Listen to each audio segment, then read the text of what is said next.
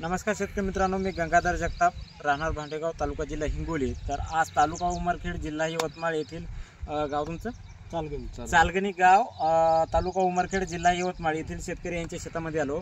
तर शेतकरी यांनी यांच्या कापूस पिकासाठी मल्टीप्लायरचा उपयोग केलेला आहे। थोडक्यात त्यांनी या पिकासाठी कधी लागवड केली आणि त्यांना मल्टीप्लायरचा वापर कसा केला आणि त्यांना काय रिझल्ट आले, आपण थोडक्यात शेतकऱ्यांचा अनुभव विचारून घेऊ। तर नमस्कार। सर्वप्रथम तुमचं नाव सांगा। रामचंद्र विश्वनाथ कदम, राहणार चालगणी, तालुका उमरखेड, जिल्हा यवतमाळ। तर आज तुम्ही आपण ज्या कापूस पिकामध्ये आलो, तर याची लागवड तुम्ही कोणत्या महिन्यामध्ये केली होती आणि किती तारखेला केली? 10 जूनला कापूस पिकाची लागवड। तर आता तुम्ही सध्या आपण या कापूस पिकामध्ये आलो, तर यांना किती वेळास मल्टीप्लायरचा उपयोग केला तुम्ही?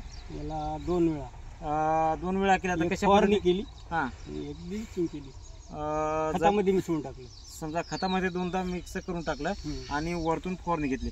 बरं, आपण आपलं मल्टीप्लायर जेव्हा तुम्ही यूज केलं होतं, वापरलं होतं, त्याच्यामध्ये तुम्हाला काय फरक जाणवला?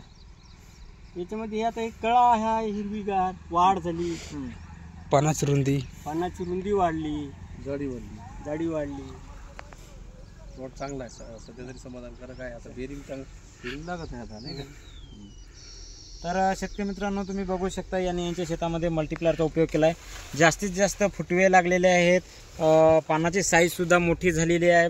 जवळपास पानाची साईजही तुम्ही बघू शकता, मोठ्यात मोठी पानाची साईज झालेली आहे आणि जास्तीत जास्त पात्याची संख्या, बोंडाची संख्या जास्तीत जास्त लागलेली आहे आणि याचा फुटवाही बघू शकता, जास्तीत जास्त फुटव्याची संख्या आहे। तर अधिक माहितीसाठी संपर्क करा मल्टीप्लायर ब्रांच ऑफिस, हिंगोली। आमचा पत्ता सार्थक ऑटोमोबाईल, जवळपास रोड, हिंगोली। धन्यवाद।